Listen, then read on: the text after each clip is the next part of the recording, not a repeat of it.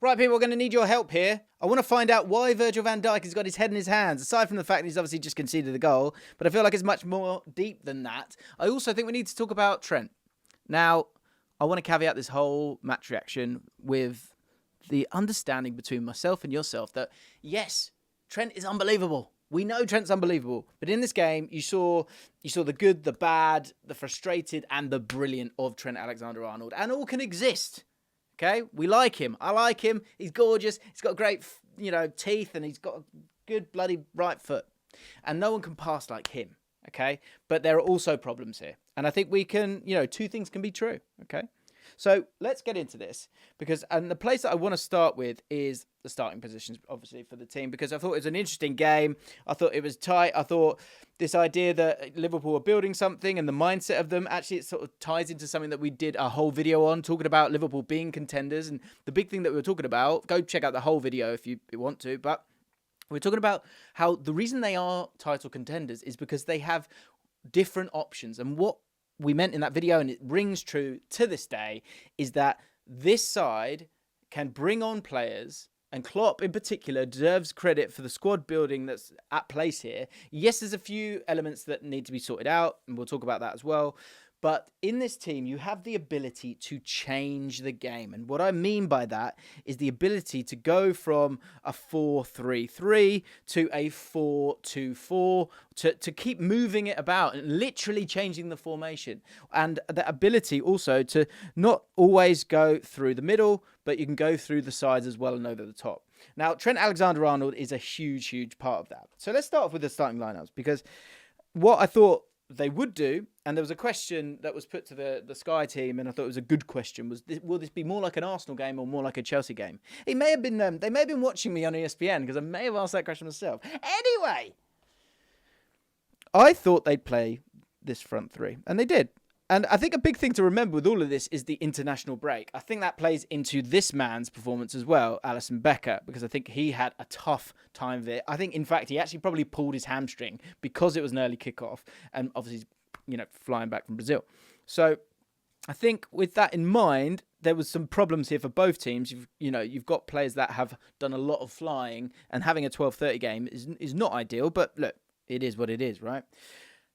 But I thought this would be the front three. And I thought the reason for that would be to make it more of a Chelsea game than an Arsenal game. And the reason I thought that would be the case was that you got someone like Jota who can deal with it. But most importantly, someone like Darwin Núñez I thought was going to be crucial in this one in terms of stretching the play for Liverpool and creating this space here that if you think about Nicholas Jackson for Chelsea, you thought the same thing was going to happen for Liverpool here, right? Jota would be able to deal with those scraps in and around it. If you were able to play it past him, you could do what Salah would be doing here. And also, I think if you think of Raheem Sterling against Walker last week or the other week, you could see a similar thing. But on this side, it was going to be Salah against Ake. And that might be another way to create that space, which would allow players like Szoboszlai, Curtis Jones, and the energy that they have to go and hurt Man City. That wasn't the way that they looked to play in that first half. And I think overall, they struggled because Darwin Núñez, I literally did not hold up the ball once, I don't think. I'm sure someone will find that stat and let me know about it. But overall, he was a player who was looking to get in behind all of the time. And he was offside once or twice, which was, I think, super disappointing.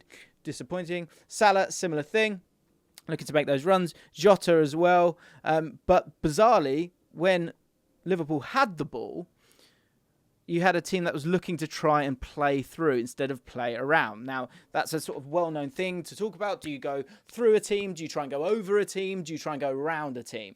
And for me, Liverpool are sort of wanting to be a team that can go through and around whenever they need to do it. But I think what they got wrong in the first half is that they attempted to play through. And that's where I thought Trent really, really struggled. Coming back to it here, you can see that Trent kind of played in this area here. Let's move McAllister along a little bit. But Alexander-Arnold came and stepped into that area there. You then had Van Dijk and Matip. This was the front four, really, for Man City in terms of their press the whole time. You had Foden, Alvarez, Haaland, and Doku. And Trent Alexander-Arnold himself said that it was really difficult to play through the middle. And again, there's several questions in this video. I would like to hear your answer on it. I thought Trent saying that Silva was man-marking him, there was an element of truth in that. But I also think there's something else that's really true here, is that at the moment, for him to play in this area, and let's not get this twisted, this is as tough a game of football. If you want to play a centre midfield, like this is it, right? This is the level that you're going to be playing at, and you will not get any higher than this. But he struggled to get on the ball. And I also felt personally that there was a lack of trust from Van Dijk and Matip to play the ball to him. I thought the press was impressive from Man City, but I also felt there were moments where he could have got the ball, and I thought his body position time and again was pretty bad. Maybe that's a video for us to do in the future. If you want us to do that, hit the like button on this one. Let's put a target on it. 5,000 likes. If we do 5,000, we'll have a look at Alexander-Arnold and his ability in build-up. I saw a great tweet from a guy called JJ. Really good. Go check him out on Twitter. And he was talking about Alexander-Arnold and his lack of scanning. Didn't focus on his body position as much, but I think his body position and his finding of the right spaces, it's still early on in his journey as this kind of midfielder. And I think in these higher positions, he's much more comfortable.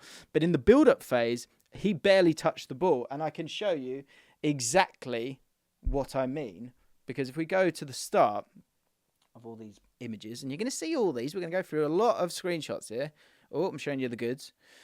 So this is Trent on 18 minutes. So again, if we were seeing him in certain positions, these positions here, certainly in the build-up phase, he literally didn't touch the ball in the first 18 minutes. And I felt like that was a mix of him not hiding, but I think he felt a little bit suffocated. And he spoke about that in that post-match interview. He felt like there was no space through the middle. Liverpool wanted to play through the middle. That's why he was going into those areas.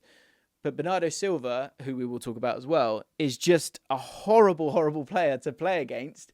And the scanning element of it, or that feeling of time that you've got, comes from being able to look over your shoulder and have that picture. And I don't think Trent's got that. Yeah, I think JJ makes a really interesting point. So this is 18 minutes, to be fair to him. If we move it on, this is at half time. So again, not a lot. There's a few in this little space here. But really, in terms of coming and getting the ball, which he does once, really, maybe twice if we're being generous, maybe 3 times if we're being really generous. I'd say, 4 times if we're really generous. It didn't work. And that comes down to a few things. Great pressing from Man City. Great pressing from Silva in terms of that one-on-one matchup. But also, I think the concentration that Trent has to showcase in a game like this, where even just playing as a right back would be difficult, but having to step in. And when you have to step in and deal with all of that that's around you, to deal with both, I think is super, super difficult. And if he can do both in the biggest games and not make mistakes, wow, he is one hell of a player. Let me show you, just to kind of give you a bit of a comparison here as well, that if we move it on one more, this is the game against Brentford. Now, context, again, crucial. It's a different kind of game. They've got more time on the ball. But in terms of picking up the ball, in that build-up phase, he's getting on the ball a lot more. A lot more. And again, I think you could say similar things happening here as well. The average positions show that as well, an inability to sort of make their way through. This is before substitutions have taken place. Man City, I did want to focus on Bernardo Silva, who I thought was just fantastic. And his heat map really, really shows, if you look at those sort of blobs along the way, his ability to be a player that was able to progress the ball for Man City throughout the game. And that led to Jeremy Doku constantly being able to get on the ball. And that sort of possession play that Man City used to sort of work one side and then work their way through. He was the man who was always free, and that then led to Jeremy Doku being able to stay as wide as he wanted to, which I could probably show you, stay super, super wide.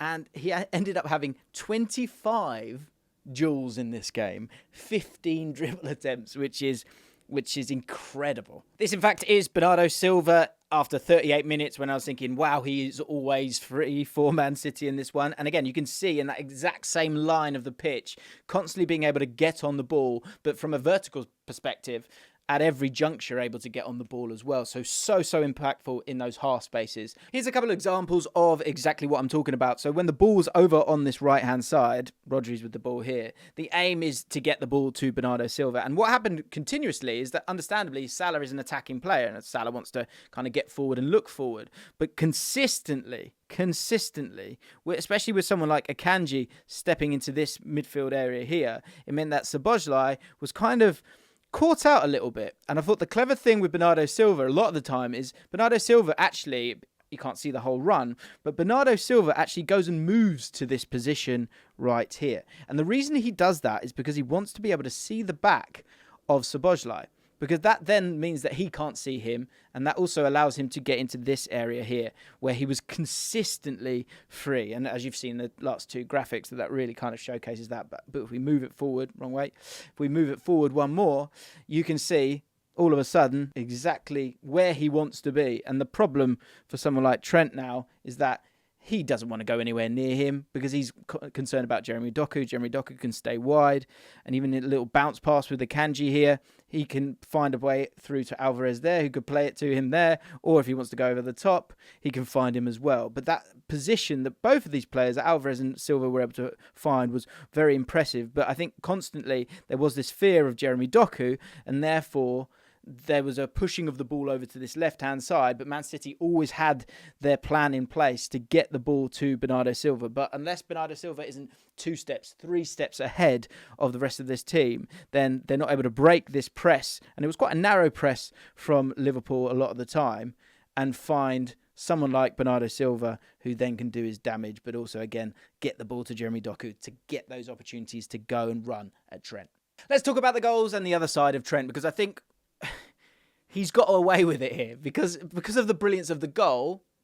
We're not going to focus. And let's be honest, all of the talk after this game, if it had ended 1-0, would have... And actually, there's a moment before Trent's goal where it's not down to him, but there's a space in behind him, like there often is, because Trent goes and moves into that central position. And then he has to make that underlapping run to get past Matip. And I think that is something, actually... That's something that they do need to kind of figure out or work on time and again, because there was a moment where, Alexander-Arnold is understandably in this area of the pitch. Doku has held this wide position throughout. There's that simple pass over to him. Matip has to go across. And Alexander-Arnold, he doesn't really know does he drive here and focus and get himself to this really key area, I think, which is that corner of that 6-yard box. Because if Doku gets himself to the byline, because what will be when it comes to Doku and whoever he's up against. McAllister, there was a moment with him as well. But if he does get to that byline, and this is what I think a lot of teams are starting to do now, they're going, you're going to get to the byline. We will allow you to get to the byline. I think you saw that with the body language of Alexander-Arnold when he was defending against him. But if that does happen, then we've got Matip there normally if it's Alexander-Arnold, and we can deal with that. We will look to deal with that, and we know that that's coming, although it's an awkward thing to deal with. The problem is when it's the other way around, is that Alexander-Arnold needs to get his positioning right. In the one chance when that happened with Matip, there's a moment where Alexander-Arnold ends up here. But again, I think this is just so much for Alexander-Arnold to do. But I guess that's elite sport, right? To have to be here in the right space, here at the right moment, and then get those covering runs correct as well. I think it's definitely something that needs to be focused on from Liverpool. Because, look, that interchange, if you're Man City, for example, if Walker goes and Diaz goes over here and Walker makes that run, he's a lot more used to being that sort of right-sided centre-back. He's got that recovery pace, and he probably knows where to go that little bit better. And again, the same goes on the other side. Say if it happened to Ake, Akanji has to go. Ake, you've got that sort of duality of those two kind of players. What's going to hurt someone like Alexander-Arnold is he a right-back? Is he a midfielder? Is he, does he have to play at centre-back at some times? These are all things that are... I think there has to be an element of kindness and compassion on what Trent Alexander-Arnold is, and the amount of mental load that he has to have in a game, both off and on the ball. That said, I cannot excuse this goal. I just can't. I'm sorry. You want a contradiction? I can't. But again, I think this comes to a lack of concentration. And what I would call this is the Mackie rule. Or the Ake rule. On this occasion. Now, I'm a QPR fan. I used to watch Jamie Mackie in the Premier League, and he would take on a defender, and the defender would be like, yeah, he's not going to try that, is he? And then he would have the audacity to try that. And I think for the first goal for Man City, there's a few things at play here. The first thing is a mistake from Becker, who was poor, who seemed jet-lagged, looked jet-lagged, didn't seem at it. He's pulling his hamstring in the last few minutes. I think that comes from, that flight, the early kickoff. All of those things are big key parts in that.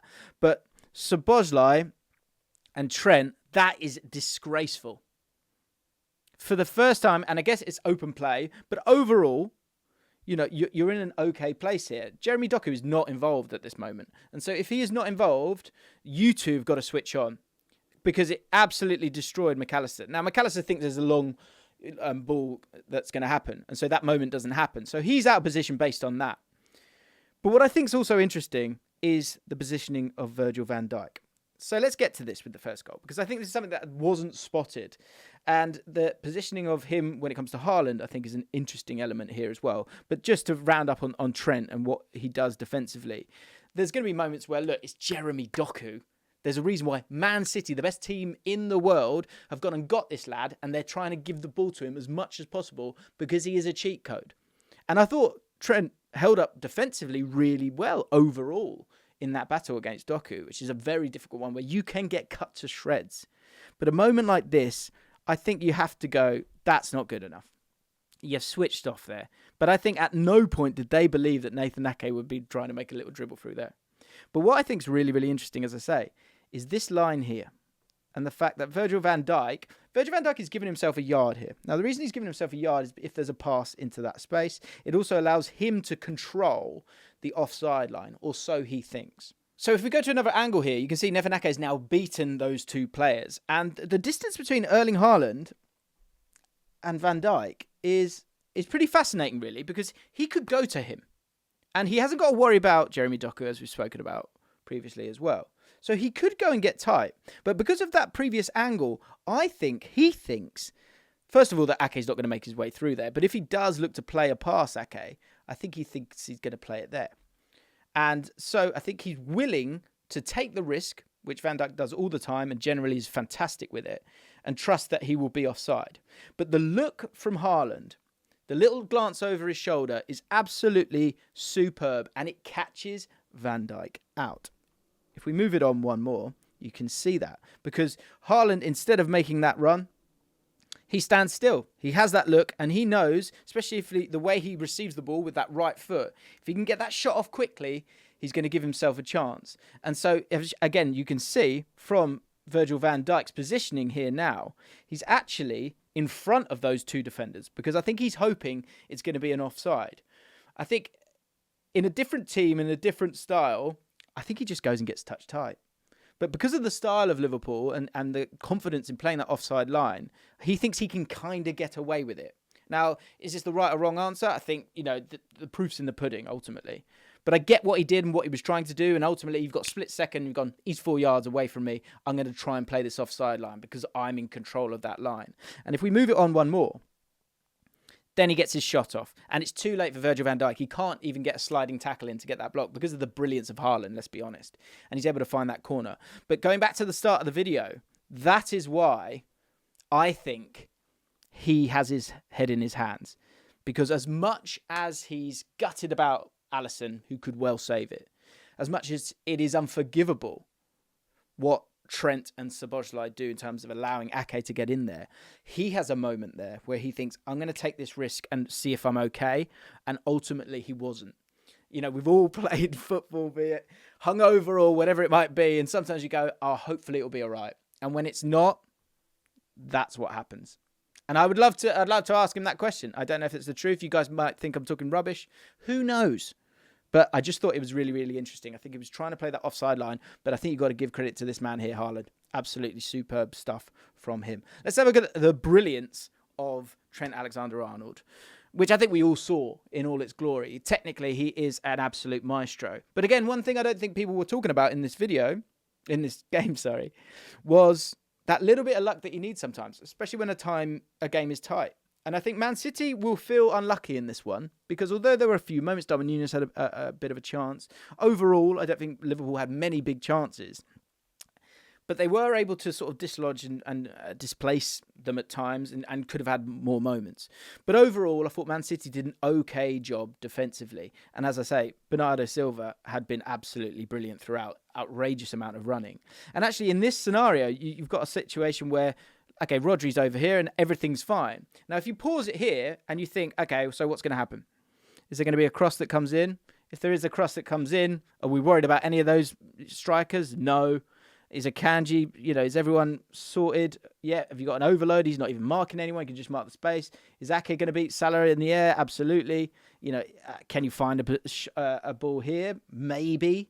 And that might hurt Salah. But overall, they're in a great space. And Silva as well has always got that intelligence to be able to move on to the next player. But sometimes you need a bit of luck. Sometimes you need a bit of luck in football. And I know that's not sexy, but I'm afraid it's true on this one because it's a bad pass. It's a bad cross from Luis Diaz. And if you move it on, you can see that because the ball goes there. If I've done okay, where does the ball go? You're not going to say here, are you? But if we move it along, of course, that is where it went. It was a bad pass. And what that means is Rodri, all of a sudden, is out of position because Mohamed Salah is able to get himself on the ball here. There's a final piece here that's really important. And I checked and I don't think Gakpo sees Trent Alexander-Arnold coming. But because of that bad pass, but the way that it's able to take players out of the game, in particular, Rodri, kind of Alvarez a little bit as well. But then one more player is taken out of the game. And that player is Bernardo Silva. And the reason Bernardo Silva is taken out of the game is because Gakpo makes a run. Now, is it genius? Has he seen it over his shoulder? Has Trent made a comment here where going piss off, basically, and work the space? I don't think so. I think it's just smart forward play. And actually, if you think of the idea of Salah's making his way back this way, he's making his way back this way, then it's just a nice flow of movement for him to go the opposite direction. But if we move it forward, that's what allows Trent, again, split second. This is the highest level of football. But Bernardo Silva, all of a sudden, is out of position because of Gakpo making that move. Alvarez is trying to get across. Rodri, pretty sure that's Rodri there, is nowhere to be seen. Ake is obviously with Salah, and it leaves that little pocket of space to allow Trent to be Trent. And the little touch and shot, I called it on Twitter, it's absolutely fantastic. And so, although you're disappointed with Trent for the first goal, where he has cost them, and often goals are a series of mistakes. Becker is at fault for the goal, of course, as well. Is Van Dijk at fault to a point? Trent certainly is. Szoboszlai definitely is. But this is that element of brilliance. And so this is just what you get with Trent. And so this amalgamation of him being a midfielder and a defender and all these things and the concentration that's needed, I think you can give him a bit of a break, because I think when there's moments like this and he can have that touch and shot and get you out of a hole or wherever he is on the pitch, and also to have a player that, against lesser sides, he will get better in terms of the scanning and be able to get on the ball in the middle of the pitch. But then there'll be other games where he can't. But again, this is a Liverpool side that can go several different ways. They can go round the outside. They can go through with someone like McAllister, who I thought showed a lot of tenacity in the game. I think that's the final thing I did want to say, is that I think overall there's still a big difference in the quality to a point, because I think there's a 6 missing. And someone like Rodri does make light work a lot of the time, as does Silva. And I still think you've got a lot of players there for Man City that are just a little bit too good. He's a little bit too good. Silva's a little bit too good. Haaland's a little bit too good. And totally well-rounded as well. I think that's the other thing. And Doku's probably a little bit too good sometimes as well. Whereas for Liverpool, I think we're at a stage where sometimes, but I thought he was quiet today. Did he run the game? Szoboszlai? Absolutely not. Salah is too good. Trent with the ball is too good, but sometimes he's too bad the other way. Van Dijk, I think, still has those moments of being too good. So it's tight, And in terms of the change in formations that they can provide, that's the big thing for Liverpool, because the changes keep them in the game and affect the game in a massive, massive way. Diaz coming on for Jota. Gakpo came on for, I want to say Nunez. It might have been Szoboszlai, if I'm honest. Szoboszlai, at one point, they go to a 4-2-4. 4-2-4, yeah. And then, you even make a change right near the end as well, where you bring on someone like Endo, who can help you sort of change the game again. Is it Szoboszlai came off? Maybe that was the point where he did that. But to be able to go to 4-2-4, 4-3-3, have a defensive guy in there, not have a defensive guy in there, I think it's good to have those options. But ultimately, if you have a Rodri, a Declan Rice, a 6'2" guy who is that rock, who can go and sort things out and put out fires for this team, but is also as press-proof as Rodri. Now, good luck finding that. But that puts Liverpool right in the conversation. But at the moment, they're trying to find different ways to do it. Will Man City be a little bit too good once the likes of Stones comes in? De Bruyne, I know it's too many players, but you get what I'm saying. I still think Man City are fantastic, and I still think they're kind of in third gear.